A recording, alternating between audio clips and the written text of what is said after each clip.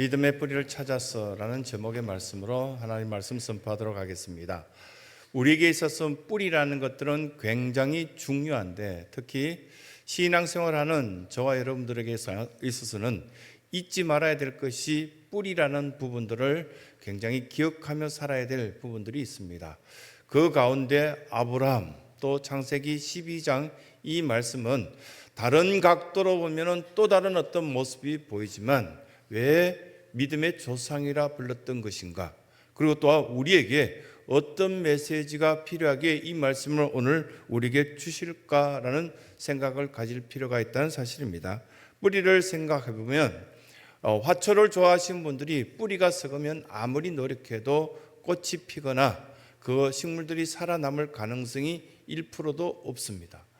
자녀들도 마찬가지입니다. 지금은 그냥 학교 다니니까, 또 여러 가지 어려움 어떤 속에서 공부하고 있으니까 그 모습이 드러나지 않는데, 믿음의 뿌리가 견고하지 못하거나 아니면 부모에 대한 그 신뢰성이 떨어지게 된다면 가르치면 가르칠수록 뿌리가 빨리 썩게 되어서 참 어려운 어떤 나중에 노후의 생활들을 하게 되는 것을 보게 되는 것입니다. 그러면서 뿌리라는 영화 속에서 한 흑인들이 나와서 굉장히 어려움을 겪으면서도 그 뿌리를 지켜나갔을 때 그들이 하나님을 찬양하는 그 모습 속에서 왜 우리가 뿌리가 중요한지 그 흑인들의 모습들을 역력하게 드러낸 부분들을 우리는 보았습니다. 이 뿌리라는 영화를 수많은 사람들이 보면서 감동 깊게 보면서 그렇게 어떻게 저 노예 생활하면서 괴로움을 겪으면서 참아내었을까, 어쩔 수 없이 참았던 거죠. 그러면서도 불구하고 그들은 그 뿌리를 부끄러워하거나 창피해하지 않습니다. 지금 그 수많은 흑인들은 이제 양육되어서 아름답게 했던 그 뿌리를 견고하게 세워진 다음에 매번 그들은 찬양하고 기뻐하며 하나님 앞에 예배했던 그 모습의 열매를 맺고 있는 전 세계적인 모습들을 바라보게 됩니다. 흑인 연가, 이미 찬송가에 많이 들어온 것들을 보게 됩니다. 그들은 일상생활 가운데 고통을 겪으면서 해가 지는 가운데 저 노을을 바라면서 하나님 오늘 또 우리를 지켜주셔서 감사합니다, 그렇게 찬양하며 노래했던 부분들이 있었죠. If you mistake on your road and I'm going, 내가 이렇게 지금 내가 만약에 이렇게 보면 이 멀리 떨어져 있는 이곳에서도 하나님께 돌아갈 수 있다면 좋겠는데 라는 그들의 어떤 노래 속에서 보면 매우 아름다운 어떤 곡들을 드려지지 않았지만 그 거친 찬양 속에서도 하나님, 저희들은 본향으로 돌아가고 싶습니다. 이 고향인 그곳으로 돌아가서 이 고통이 끊어졌으면 좋겠습니다 라는 그들의 찬양 속에서 그 뿌리의 어떤 아름다움들을 우리는 볼 수 있는 여러 부분들이 있습니다. 그렇다면 왜 이렇게 뿌리를 강조했을까요? 아브라함은 믿음의 조상이라는 이야기를 하면서 뿌리에 대한 어떤 이야기들을 굉장히 강조했는데요, 그 뿌리 속에서 정체성이 드러나기 때문입니다. 신앙이 드러나고 믿음이 드러나고요, 그 사람이 누구인지 드러나기 때문입니다. 우리가 이렇게 알고 있는 나 자신은 여러분들을 무엇으로 생각하고 계십니까? 하나님 아들로 정체성을 인정받고 있습니까? 아니면 우리들이 믿고 있는 그 믿음의 정체성이 뚜렷한가라고 이 12장의 1절부터 5절까지 우리에게 말씀하신 것을 듣고 있는 것입니다. 대체로 보면은 믿음의 정체성이 뚜렷하지 않으면 나중에 모습들이 희미해지거나 아니면 아주 이상한 모습으로 드러나게 됩니다. 그런데 창세기 17장에서부터 시작해서 아브라함을 이렇게 하나님께서는 선택하시며 뭐라고 이야기하시냐면 열국의 아비가 될 것이다, 이렇게 말씀하셨거든요. 그때 당시에 아브라함은 자식이 없었습니다. 그런데 어떻게 열국의 아버지가 됩니까? 그럼에도 불구하고 그들은 비전을 갖고 하나님께서 말씀하신 것을 그대로 아브라함은 받아들이면서 아멘합니다. 어떻게 이 일들을 받아들이면서 열국의 아버지가 될 것이다 말씀했을 때 자식이 지금 75세인 상태 속에서 아이 한 명 없는 이 집에 열국의 아버지가 될 것이다, 이건 불가능한 어떤 일이라 그렇게 생각되어지지만 하나님께서는 이 아브라함을 통하여서 믿음의 뿌리, 그리고 또 이 믿음의 뿌리로 통하여서 인생의 업그레이드된 어떤 모습이 드러나게 될 것을 말씀을 통해서 교훈하신 겁니다. 누구에게 하신 말씀일까요? 여러분에게 말씀하신 겁니다. 우리 눈에 보였을 때는 지금 내가 하는 경영하는 가게나 직장 생활이나 모든 모습들을 볼 때 내 자식에게나 업그레이드 될 가능성이 없는 것처럼 보일 수도 있다는 사실을 이 말씀은 우리에게 보여주시면서 거울 앞에 서서 내 자신을 바라보듯이 이 본문을 비춰서 내가 열국의 아비가 될 정도로 하나님께서 나에게 복 주실 것인가 한번 바라보라고. 울고 웃고, 또 오늘 웃었다면 내일은 울 수도 있고요, 오늘 울게 됐다면 내일은 웃게 될 어떤 과정들을 쭉 겪으면서 핵심적인 메시지는 뭐라고 여러분들에게 심령에 녹화하시면서 말씀하실 것인가? 믿음의 뿌리를 찾으라, 그렇게 말씀합니다. 믿음의 뿌리를 견고하게 세우게 되고 찾게 된다면 달라집니다. 달라지는 어떤 모습들이 연세가 들어가면서 존경받는 인물이 있는가 반면에 연세가 들어가면서부터 아주 추한 모습으로 가까이 하기도 싫은 사람이 나타나기도 합니다. 왜 그럴까요? 그 뿌리에서부터 자라나는 과정 속에 여러 가지 모양으로 달라졌기 때문이라는 사실을 이 말씀은 우리에게 보여주고 있는 것입니다. 진실하게, 성실하게 우리가 믿는 믿음의 대상에 대해서 확고한 믿음을 가졌을 때 참된 크리스찬의 아름다운 향기 있는 인생이 될 것이다. 이 말씀을 교훈해 주시면서 첫 번째 우리에게 말씀하신 것은 흉내내서는 안 될 것을 말씀하시는데요. 그 첫 번째가 흉내내지 말아야 될 것이 믿음이다라고 말씀합니다. 믿음 있는 척 할 수도 있고요, 흉내내어서 기도할 수도 있습니다. 믿음의 대선배들이 강단에서 기도하는 것처럼 어느 순간 우리도 직분 받으면 흉내내서 그렇게 기도하거든요. 비슷한 기도문이 흘러나옵니다. 물론 어떤 그 영향을 받는 것도 좋은 부분이 있겠지만 나는 믿지 않는데 흉내낸 믿음의 생활들을 계속했을 때 어떻게 될까요? 아무것도 얻지 못할 가능성이 있습니다. 아브라함은 도저히 감당할 수 없는 그 상황 속에서 저는 이렇게 감당하겠습니다, 받아들이겠습니다 하고 난 뒤에 믿음의 모습이 달라지면서 그들은 믿음의 실체가 되었고요, 그 실체의 모습들을 자식에게도 이웃들에게도 주변 사람들에게 그대로 보여줬다는 사실입니다. 주변 사람들에게 우리가 때로는 욕먹고 힘들 때가 있습니다. 왜 그런가 이렇게 바라볼 때 우리 믿음의 실체가 잘못된 것이 드러나게 때문이라는 그 사실을 이 말씀은 가르치고 있지 않습니까? 정신의학자라고 이렇게 불려지는 폴 트루니에라는 사람이 있습니다.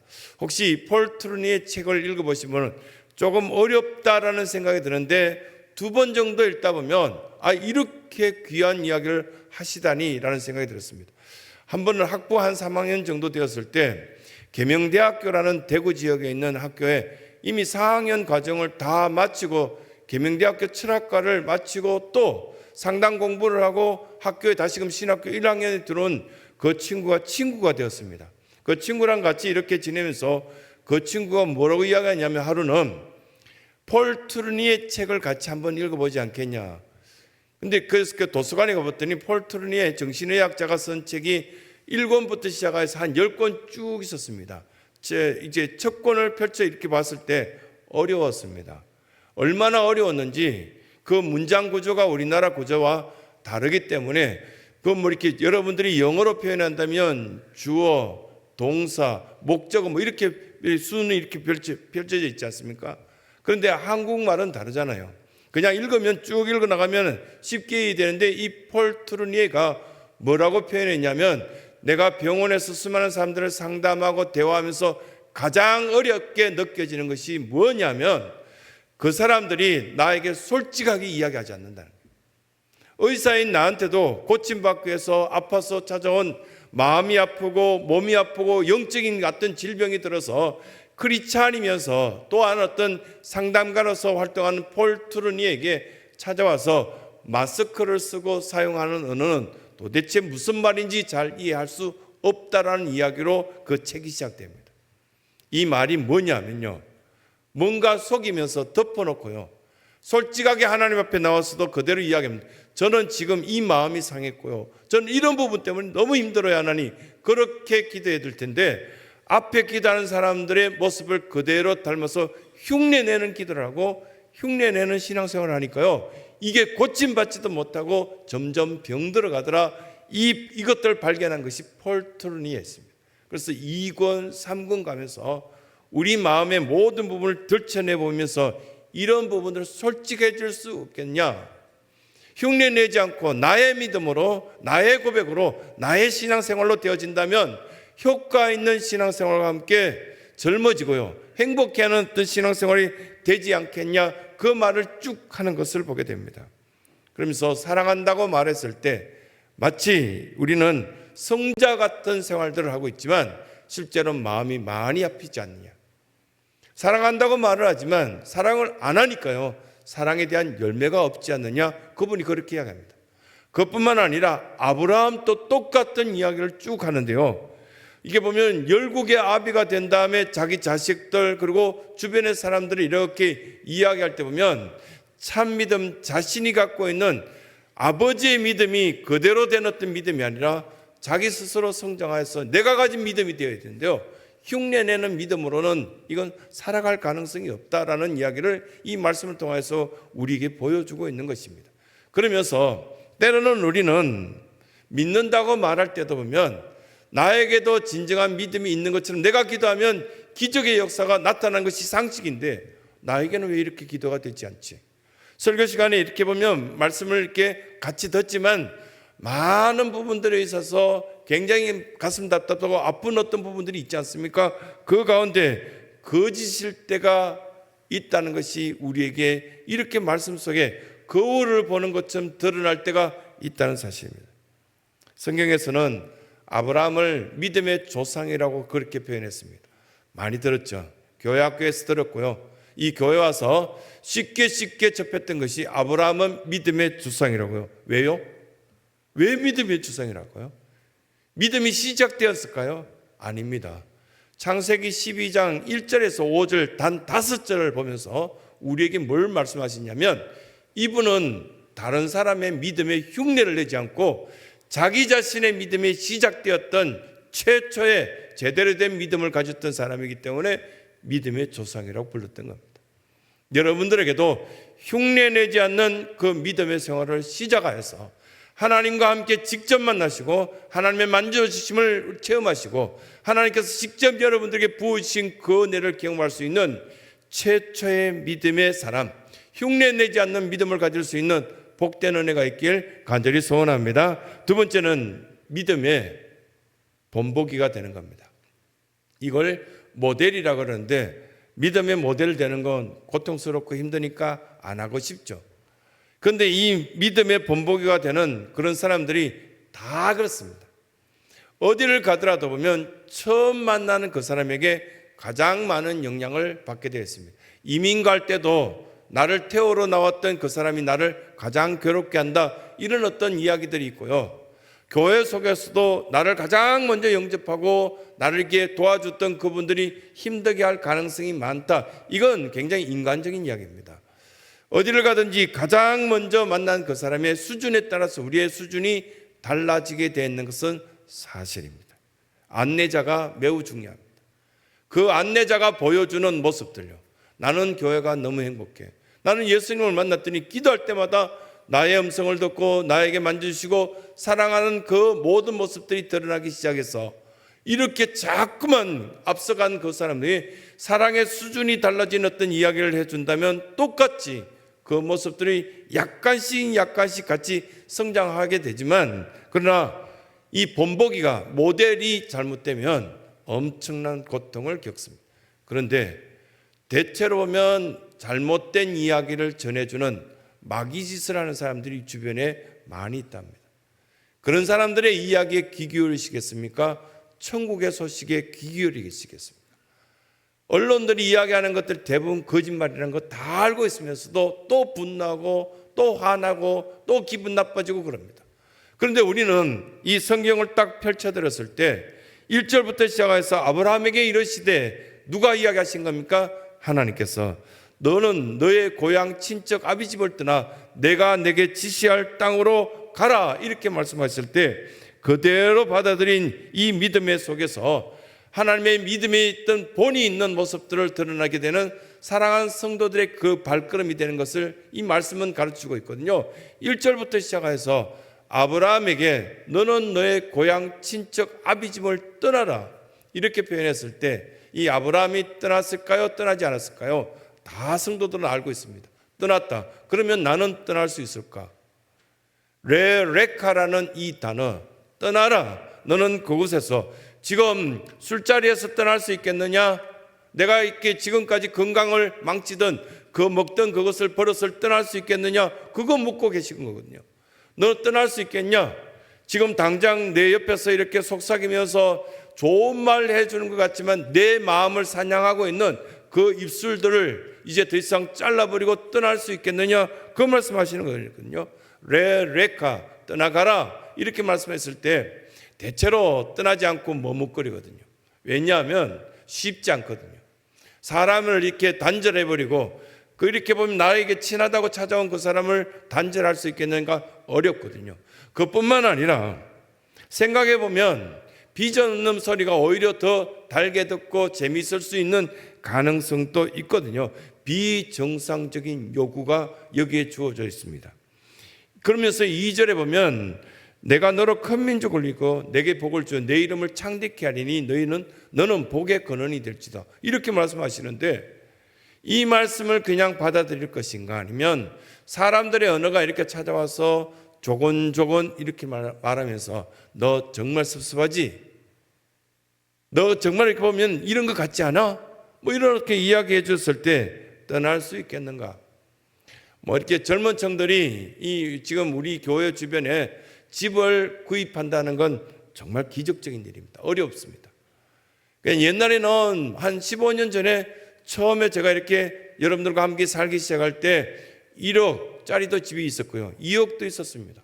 그리고 좀 좋은 집은 3억 정도, 그리고 좀 3억 몇천 이렇게 하니까 주변에 있는 집들을 구입할 수 있었습니다.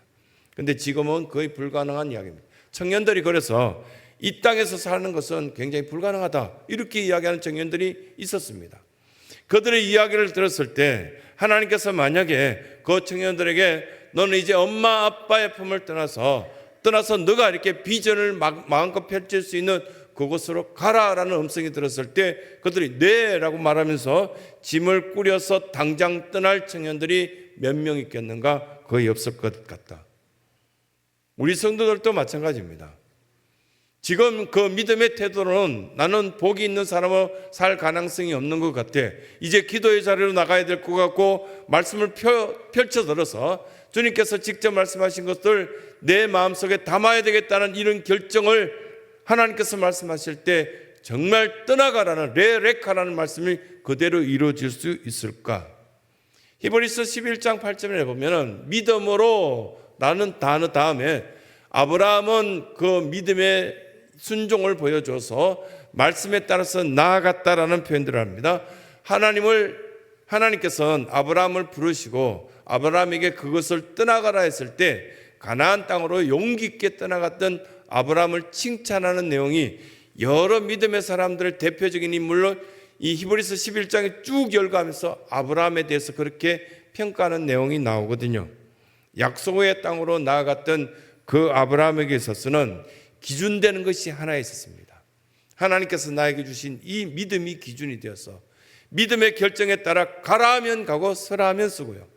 그리고 하나님 앞에 예배하라 하면 예배했고요. 하나님께서는 그 아브라함에게 처음은 아무것도 없는 갈대아 우르를 떠났을 때는 그냥 자기 아버지 그 아버지 윗대가 무엇했습니까? 우상 만들어 팔았습니다. 하나님께서는 정말 싫어하는 것들을 자기 가문에서 그렇게 하고 있었는데 아브라함은 떠나라 할 때 정말 그거는 불가능할 정도의 문제 앞에서 자신 있게 떠나갔던 그 아브라함의 모습을 하나님께서는 칭찬하시면서 이런 모습이 우리에게 있다면 우리에게는 새로운 것들이 시작될 것이다. 그 믿음의 뿌리가 이제부터 시작될 것이다. 이 말씀은 두 번째 우리에게 보여주시는 것들이 있습니다. 이것이 바로 믿음의 본복이다. 이 믿음의 모델은 우리는 예수 그리스도로 삼고 있습니다. 예수 그리스도가 십자가를 지고 간 그 길을 우리가 따라 살면서 가를 때 욕먹기도 하고 비방을 받기도 하고 참 어렵죠. 그런데 그 모습으로 통하여서 열매가 있는 생활로 나아가는 것을 우리는 직접 경험하고 있는 것입니다. 그러면서 이 결론적인 부분에 들어가서는 우리의 몸부림이 필요하다. 어떤 몸부림요? 믿음의 몸부림. 2026년 그냥 보내지 않는 신성교회 성도들이 되었으면 좋겠습니다. 간절히 저는 소원합니다. 여러분들의 믿음의 몸부림도 있는 이 한 해를 보내시면서 우리 가족들에게도 같이 신앙생활할 것을 권면하고요. 또 주변 사람에게도 나는 예수 그리스도를 만난 믿음의 사람이라고 자신 있게 고백하면서 처음부터 아브라함은 멋진 사람 아니었습니다. 아브라함에서 아브라함으로 바뀌었습니다. 단수에서 복수로 바뀌었고요. 하나님의 사람으로 세워졌을 때 여호와께서 아브라함을 세웠다라는 이야기를 여러 번 성경을 통해서 우리에게 보여주고 있습니다. 갈등하고 고민하고 괴로워하고 이럴 땐 여러분들이나 저나 아브라함이나 똑같았습니다. 그런데 어느 순간 특별한 사람이 되었습니다. 그 특별한 사람이 되었을 때 창세기 11장 30절부터 시작해서 몇 절을 딱 읽다 보면 12장 1절, 오늘 우리가 읽었던 이 본문으로 나옵니다. 11장 30절에 보면 조카 롯과 함께 무리들이 다 함께 가나안 땅으로 가기 위해서 하란을 떠났던 그 모습을 쭉 설명합니다. 왜 이런 말씀이 성경에 기록되었을까? 혼자가 아니라 여러 사람들을 책임지면서 아브라함은 혼자의 신앙이 아니라 홀로 있는 믿음이 아니라 그는 기준이 있었습니다. 오직 하나님께서 나에게 주신 이 믿음의 결정에 따라 살게 된다면 나는 복 있는 자로 살 것이다 확신을 가졌던 모습이 있습니다. 이 말씀이 여러분들의 말씀이 되길 간절히 소원합니다. 우리는 믿음으로 결정하십시오.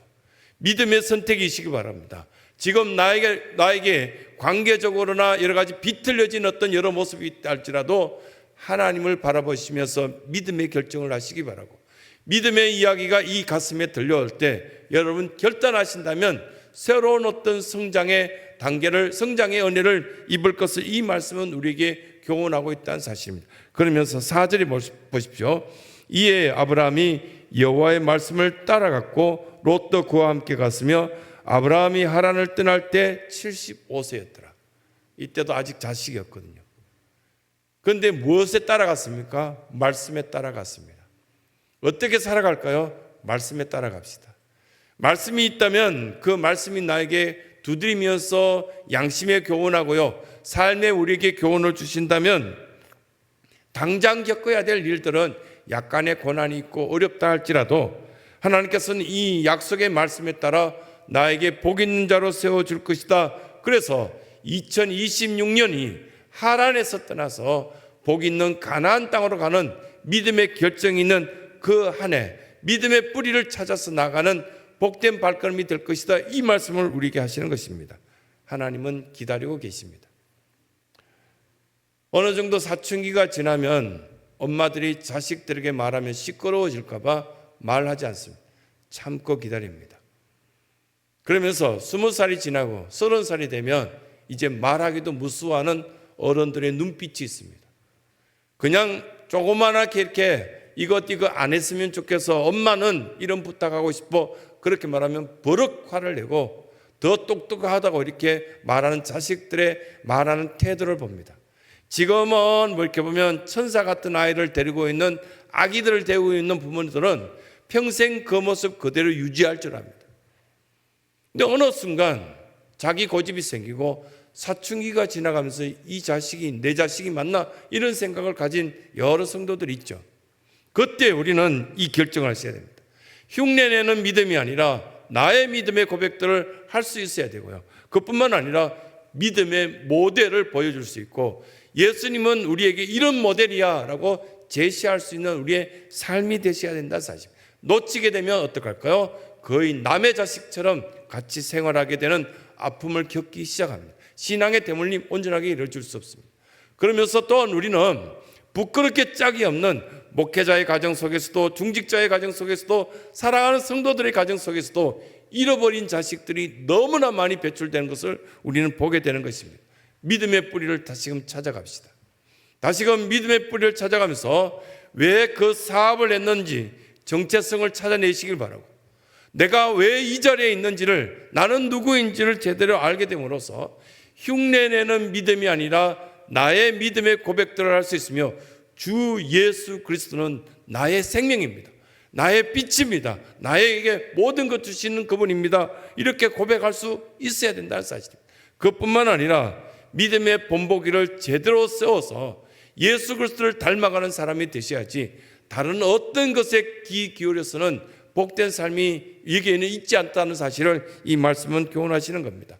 여러분들의 믿음의 몸부림이 이 한 해 동안 가득 채워짐으로 통해서 새로운 축복들을 누릴 수 있는 귀한 성도들의 삶이 되시길 간절히 소원합니다.